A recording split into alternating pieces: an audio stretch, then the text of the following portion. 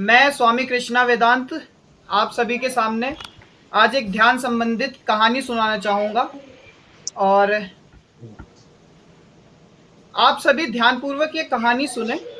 इसके बाद आपका ध्यान के प्रति जो भी अ, मतलब आपका ध्यान के प्रति जो भी वो होती है इच्छा, वो और ज़्यादा बढ़ेगी और आपका ध्यान करने में ज़्यादा मन लगेगा। तो ये कहानी कुछ यूँ है। सबको मेरी आवाज़ आ रही है? जी। आ रही है जी, हाँ आ जी, रही है। आ रही है। हाँ जी।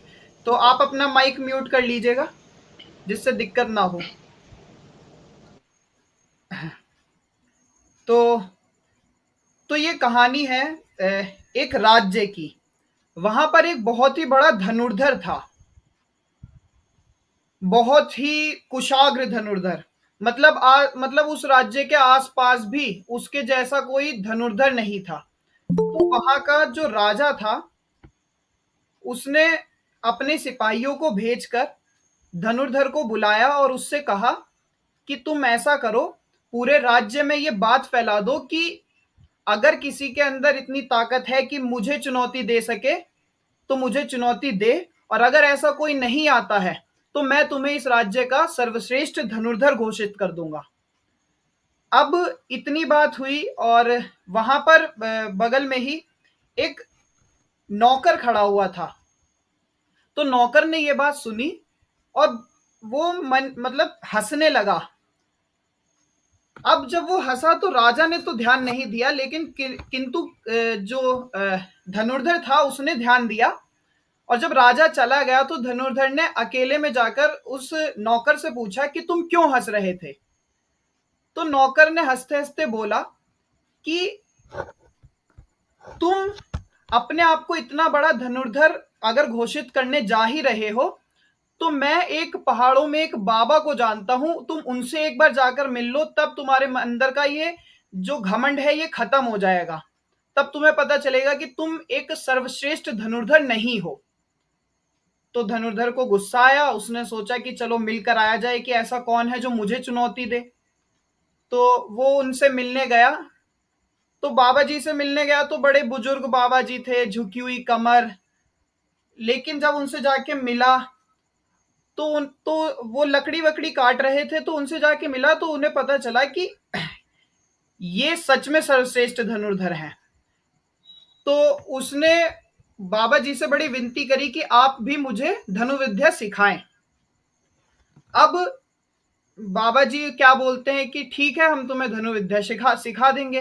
तो लगभग 5-6 महीने लगे उसे कुशाग्र बनने में। अब वो बाबा जी की सारी विद्याएं सीख चुका था, तो वो और भी ज्यादा कुशाग्र हो चुका था अपनी धनुर्विद्या में।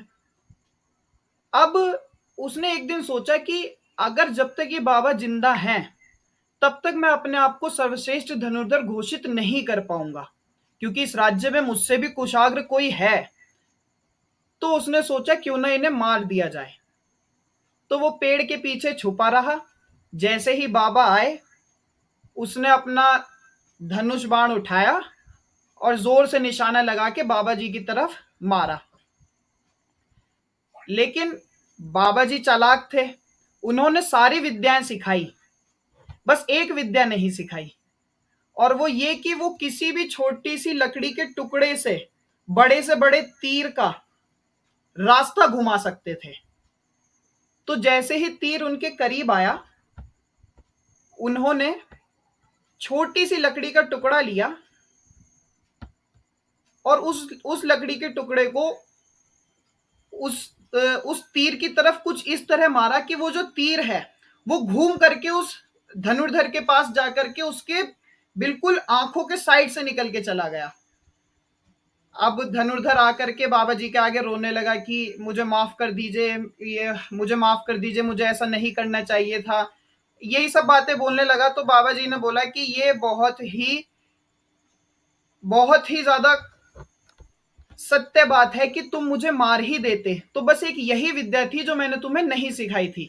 लेकिन अब तुम सारी विद्याएं, जो भी मेरी विद्याएं हैं, सब जान चुके हो, और अब तुम सर्वश्रेष्ठ धनुर्धर अपने आप को घोषित कर दो, कोई दिक्कत नहीं है। और तुम चाहो तो मैं आज से ही अपनी सारी धनुर्विद्या खुद ही भूल जाता हूं, तुम्हें मुझे मारने की कोई आवश्यकता नहीं है। लेकिन अपने आप को एक बड़ा धनुर्धर घोषित करने से पहले तुम मेरे गुरुजी से जाकर मिल लो, शायद तुम्हें पता चले कि अभी तुमने कुछ भी नहीं सीखा है।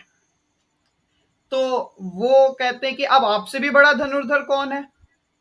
तो उन्होंने अपने गुरुजी का पता बताया और वो धनुर्धर फिर उनके गुरुजी के पास गया। तो जब वो उन अपने गुरु के भी गुरु के पास गया, तो वो और भी बुरी हालत में थे। मतलब वो एक तो आधी कमर झुकी हुई होती है, उनकी पूरी ही कमर झुकी थी। वो जैसे-तैसे करके अपना झोपड़ी में गुज़ारा कर रहे थे। उन्होंने जाकर के उनसे बात करी और उनसे कहा कि अ, मैं आपसे धनुर्विद्या सीखने आया हूँ और मैं इस राज्य का सर्वश्रेष्ठ धनुर्धर हूँ। तो वो बहुत ज़ोर से मुस्कुराए और उन्होंने कहा कि तुम अपने आप को एक धनुर्धर बोलते हो, किंतु तुम एक बहुत बड़े धनुर्धर हो नहीं। तो जो धनुर्धर था, वो थोड़ा गुस्सा हो गया। अब जो बड़े गुरुजी थे, तो वो कहने लगा, बताइए मुझे क्या करना होगा आपको ये दिखाने के लिए कि मैं एक बहुत बड़ा धनुर्धर हूं। तो वो कहते, कुछ मत करो, बस तुम मेरे साथ चलो। और गुरुजी उसे अपने साथ एक पहाड़ की चोटी में लेके जाते हैं, जिसके पहाड़ के इस तरफ जाओ तो भी खाई और इधर जाओ तो भी खाई। और वहां पे जाके गुरुजी अपने अपने पैरों को कुछ इस तरह पहाड़ की चोटी पे रखते हैं कि उनका आधे से भी ज्यादा पैर खाई की तरफ होता है और वो वहां जाके खड़े हो जाते हैं, वो भी आधी से भी ज्यादा झुकी हुई कमर के साथ। अब वो धनुर्धर को अपने पास बुलाते हैं, किंतु धनुर्धर वहां जा ही नहीं पाता, क्योंकि धनुर्धर कांप रहा होता है। आमतौर पर कोई भी कांप जाएगा। तो वो कहता है कि आप यहाँ पर ऐसे कैसे खड़े हो पा रहे हैं? तो उसने जो गुरुजी थे, उन्होंने वहां जाके खड़े हुए और वहां पर एक पक्षियों का झुंड जा रहा था बहुत। तो उन्होंने पक्षियों के झुंड को देखा, उन्होंने बस उस झुंड को देखा भर और वो पूरा का पूरा झुंड जमीन पे गिर गया। उन्होंने ना धनुष की ना तीर की किसी की सहायता नहीं ली, बिना किसी भी चीज की सहायता के उन्होंने बस पक्षियों को देखा भर और वो जोर से जमीन पे नीचे गिर गए, तुरंत मर गए। तो धनुर्धर उनकी इस चीज से बहुत प्रभावित हुआ। धनुर्धर के मन में बहुत सारे सवाल थे कि आखिर ऐसा कैसे हुआ, बिना बिना धनुष के बिना बाण के आपने ऐसे कैसे गिरा दिया। तो उन्होंने उन्होंने धनुर्विद को धनुर्धर को समझाया कि एक बड़ा धनुर्धर होने के लिए एक बड़ा धनुर्धर होने के लिए जरूरी नहीं है कि तुम्हें धनुर्विद्याएं सारी आए, तुम्हें अपने आप को एकाग्रित करना आना चाहिए। तुम्हें अपने आप को अकंपन करना आना चाहिए। कंपन का उल्टा होता है अकंपन। अब इस चीज को, अपनी पूरी चीज को अपने ध्यान से जोड़ दीजिए। जब हम शुरुआत में ध्यान करना शुरू करते हैं जब हम शुरुआत में ध्यान करना शुरू करते हैं, हम बैठे हैं, मन में इधर उधर के विचार आते हैं, हमारा पूरा शरीर, हमारा पूरा मस्तिष्क हमेशा कंपन में रहता है, हमेशा कंपन में रहता है। जब हम धीरे धीरे धीरे धीरे अपने ध्यान को बढ़ाते जाते हैं, रोज रोज रोज रोज रोज रोज ध्यान को बढ़ाते जाते हैं, तो वो कंपन धीरे धीरे धीरे धीरे धीरे धीरे धीरे धीरे कम होता जाता है और हम अकंपन की ओर तरफ जाते हैं, अकंपन की तरफ जाते हैं, जो गुरुजी उस धनुर्धर को समझाना चाहते थे। और उनका समझाने का तात्पर्य सिर्फ इतना था कि जिस दिन भी तुम अकंपन की तरफ चले जाओगे, उस दिन सिर्फ धनुर्विद्या ही नहीं, बल्कि जिस भी चीज को तुम एकाग्रित होकर के देख भर लोगे, उसे प्राप्त कर लोगे। यहां पे सिर्फ किसी पक्षी को मारने की बात नहीं हो रही। यहां पे धनुष विद्या तो एक साधन था। यहां पे बात सिर्फ इतनी है, जब हम अकंपन हो जाते हैं, तब हमारा सारी एनर्जी, सारी ऊर्जा एकजुट हो जाती है। उसके बाद एकजुट होने के बाद हम अपनी अगर इतनी सी भी ऊर्जा किसी एक चीज पर डाल दें तो वो काम पूरा हो जाता है। अब धनुर्विद बड़ी चीजों को तो भेद सकता था, किंतु वही चीज छोटी छोटी छोटी छोटी छोटी छोटी छोटी होती चली जाए तो उसे नहीं भेद सकता, क्योंकि वहां पर उसका कुछ कंपन रह जाता है। लेकिन गुरु जी का इतना सा भी कंपन नहीं रह गया था, वो अकंपन को प्राप्त हो चुके थे। और हमें अपने ध्यान के माध्यम से अपन अकंपन को ही प्राप्त होना है। बहुत ही प्रेरणादायक स्टोरी थी स्वामी जी, धन्यवाद।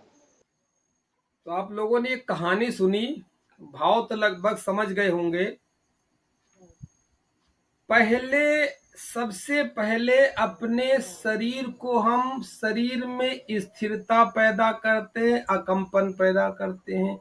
स्थिरता इतनी होनी चाहिए कि जैसे पत्थर की मूर्ति होती है, अकंप होती है बिल्कुल, इतनी स्थिरता पैदा होनी चाहिए। इसके बाद हम अपने विचारों में आते हैं, और विचार स्थिर हो नहीं सकते। मन का स्वभाव है चंचलता, ये आप जानते हैं। मन अगर चंचलता छोड़ देगा तो उसे मन कहेंगे ही नहीं। लोग कहते हैं कि मन को बस में करो, मन को बस में करो, मन को शांत करो। मन बस में हो ही नहीं सकता है, मन का स्वभाव ही है चंचलता। अब अग्नि अगर जलाना छोड़ दे तो उसे अग्नि कौन कहेगा? अरे अग्नि का स्वभाव है जलाना, अग्नि जलाती है। मन अगर विचार नहीं करेगा, चिंतन नहीं करेगा, सोचे विचारेगा नहीं, तो उसे कौन मन कहेगा?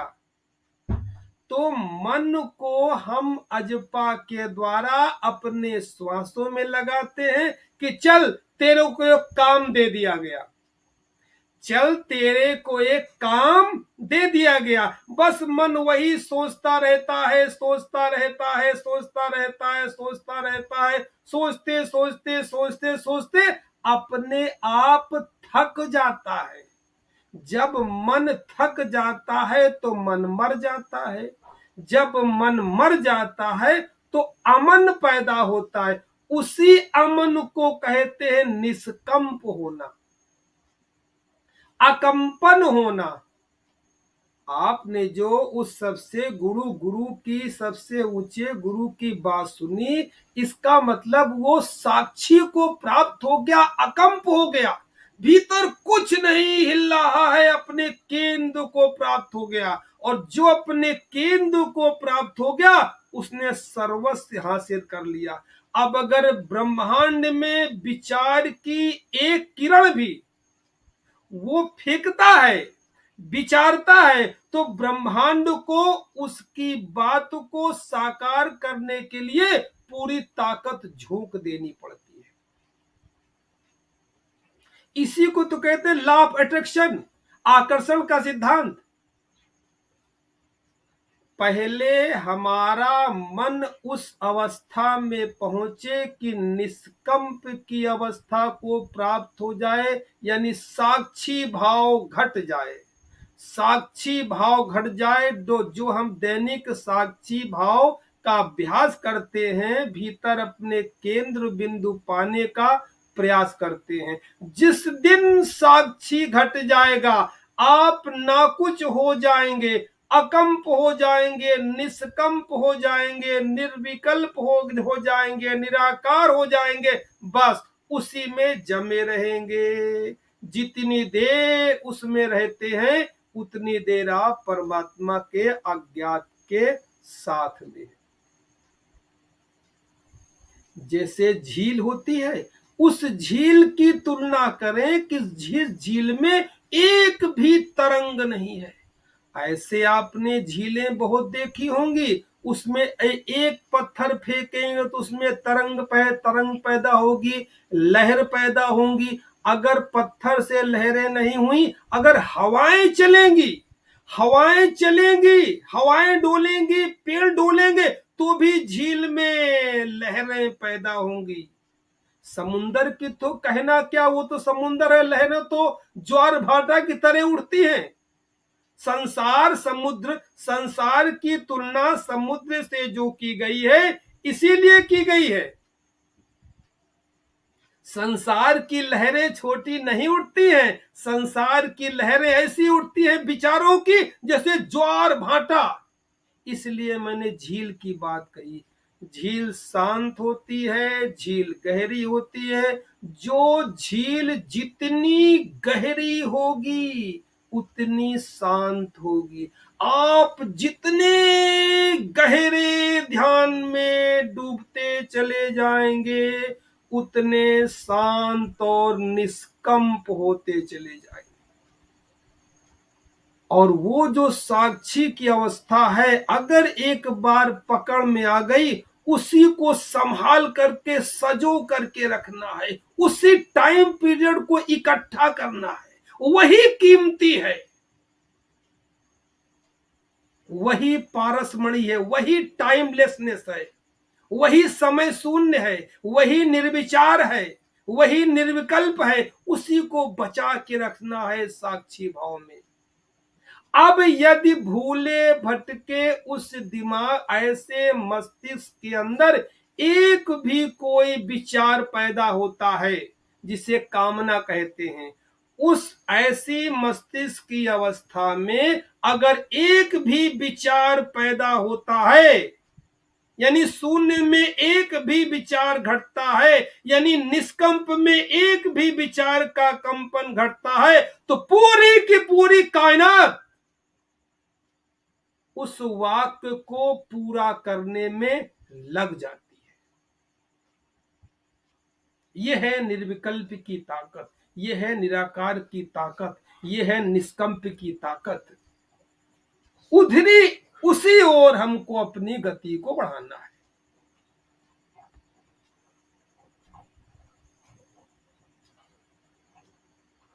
मैं समझ रहा हूं कि शायद इस कहानी का भाव आपके पकड़ में आ गया होगा, इसलिए धीरे धीरे। और शरीर ऐसे तो निष्कंप हो नहीं सकता, शरीर में इतनी परेशानी है, आजकल का माहौल इतना ज्यादा है, परिस्थिति इतनी ज्यादा है कि शरीर और मन काबू में हो नहीं सकता।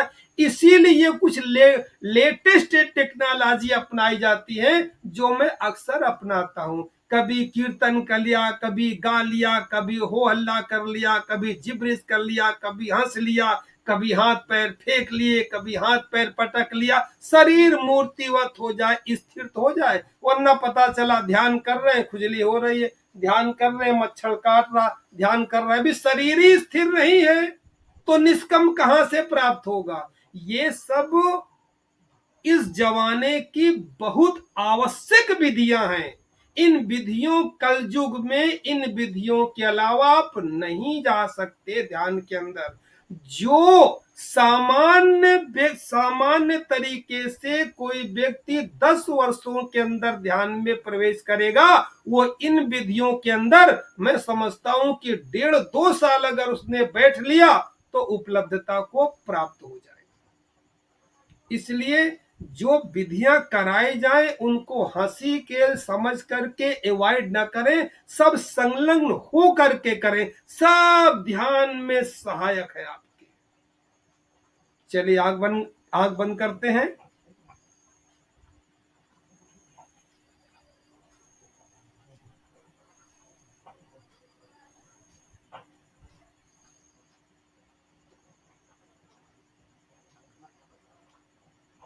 अब मन को एक काम दे दें,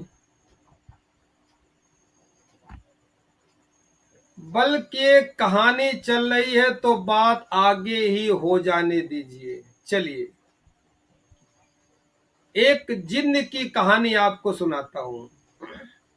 जिन्न की कहानी आपने सुनी होगी। एक व्यक्ति ने जिंद सिद्ध कर लिया।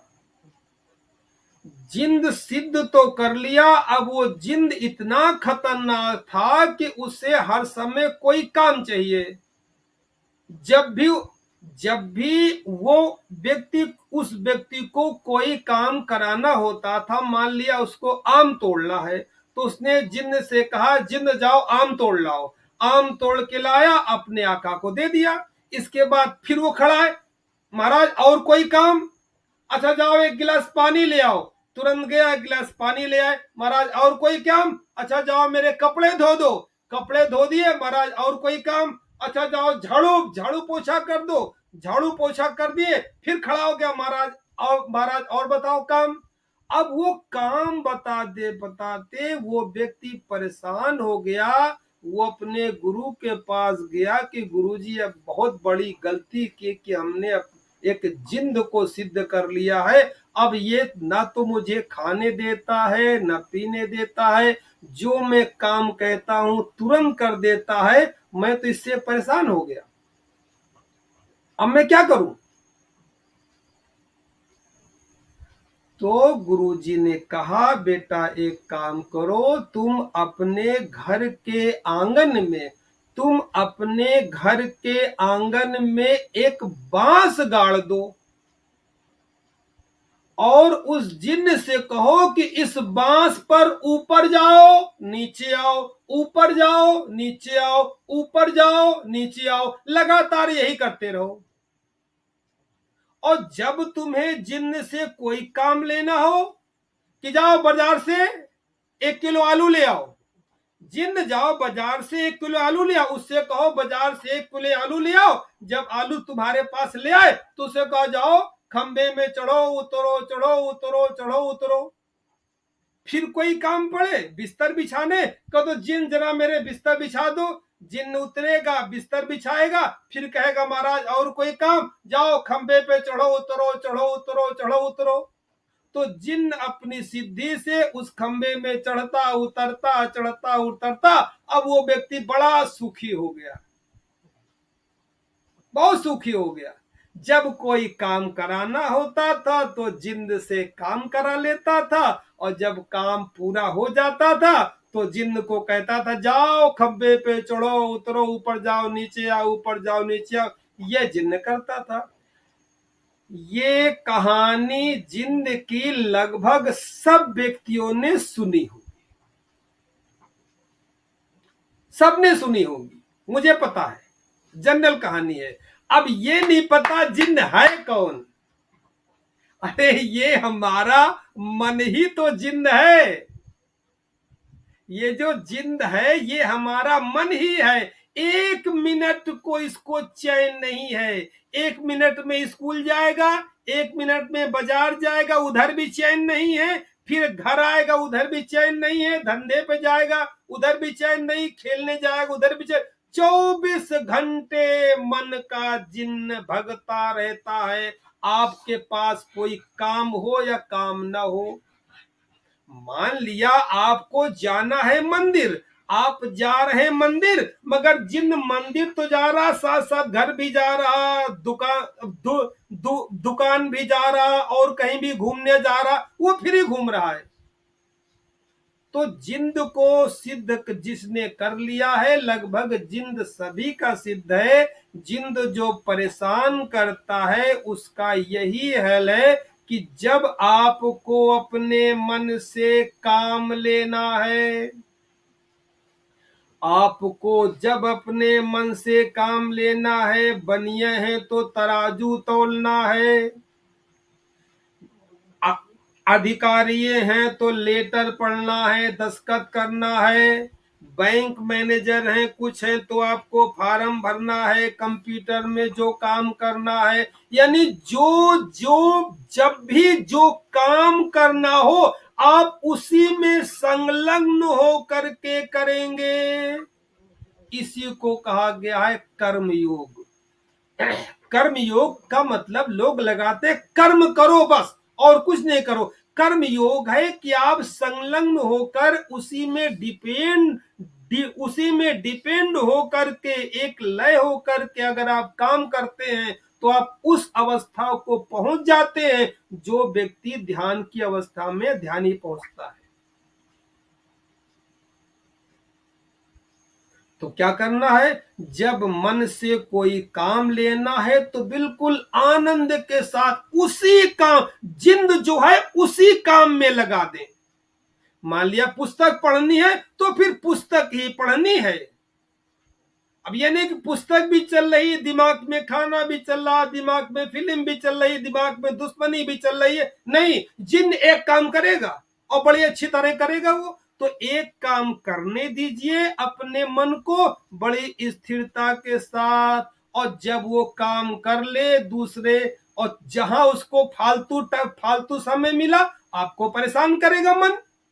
जब तक काम कर रहा तब तक काम कर रहा, मन को जहां फालतू समय मिलेगा आपको परेशान करेगा। मन का जिन्न परेशान न करे तो उससे कहिए बेटा लग जा ऊपर नीचे श्वासों में, बांस गड़ा हुआ है। अरे जो हम लोग डेली अभ्यास करते हैं, बांस माने मेरुदंड, स्पाइनल कार्ड, रीढ़ की हड्डी, सुषुम्ना नाड़ी। जिन्न माने हमारा मन। बांस खड़ा है ऊपर से नीचे तक। जब संसार का काम करना है तो मन से, जिंद से खूब काम लीजिए आनंद से, और जब काम नहीं है, फुर्सत हो, काम नहीं कर रहे, उससे कह दीजिए बेटा लग जा लाइन से, ऊपर नीचे, चढ़ उतर, चढ़ उतर, चढ़ उतर। फिर कोई काम याद आ जाए, फिर मन से काम लीजिए। ये है जिन्न की सिद्धि जो हम लोग दैनिक करते हैं। ये इस कहानी का भाव है।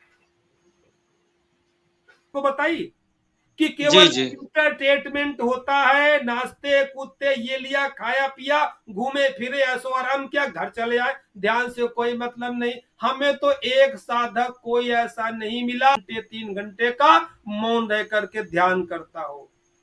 जी वही ओशो की बातें कहीं उसी को आपस में रिपीट करते हैं। ओशो ने ये कहा, ओशो ने ये कहा, अबे तो ओशो ने कहा, तुम कब कहोगे मरने वाले हो। जी सही बात। अच्छा, और पंथों में क्या है, आनंदपुर है। आनंदपुर धाम जैसे जगहों में, या और जैसे बाल योगेश्वर दिल्ली में है, हंस महाराज जी के बेटे जिनको बाल योगेश्वर कहते हैं, जो ये भी, उनका एक आश्रम हरिद्वार में भी है। छोटे उनके जो लड़के हैं बाल योगेश्वर अमेरिका में रहते हैं। तो ये स्थान ऐसे हैं कि यहाँ शिष्यों की पूरी गाड़ी भर के जाती है, थोड़ी नहीं। इसमें यूपी का सिस्टम अलग लगता है, 7 दिन यूपी के, फिर इसके बाद 7 दिन एमपी के, 7 दिन राजस्थान के, इस तरह बांट रखा है। इतनी भीड़ होती है। और देखो वहां भी होता क्या है, देखो अच्छाई बुराई तो हर जगह होती है, कुछ तो होंगे, मगर जो ज्यादातर होता बस गुरु की वंदना, गुरु की बड़ाई, गुरु की पूजा, गुरु तार दो, और गुरु ये कर दो, गुरु तारण हारो, सब इस बकवास के अलावा कुछ नहीं होता। मेरे गुरु ये, मेरे गुरु ये, मेरे गुरु ये, इसके अलावा मैंने तो कहीं कुछ देखा नहीं। जी बताओ इससे क्या हो जाएगा। सही बात है गुरुजी। इसीलिए तो गुरुजी मैं बोल रहा हूँ, 1 महीने में इतना ज्यादा असर हुआ है कि जो है 10 साल में नहीं हुआ था।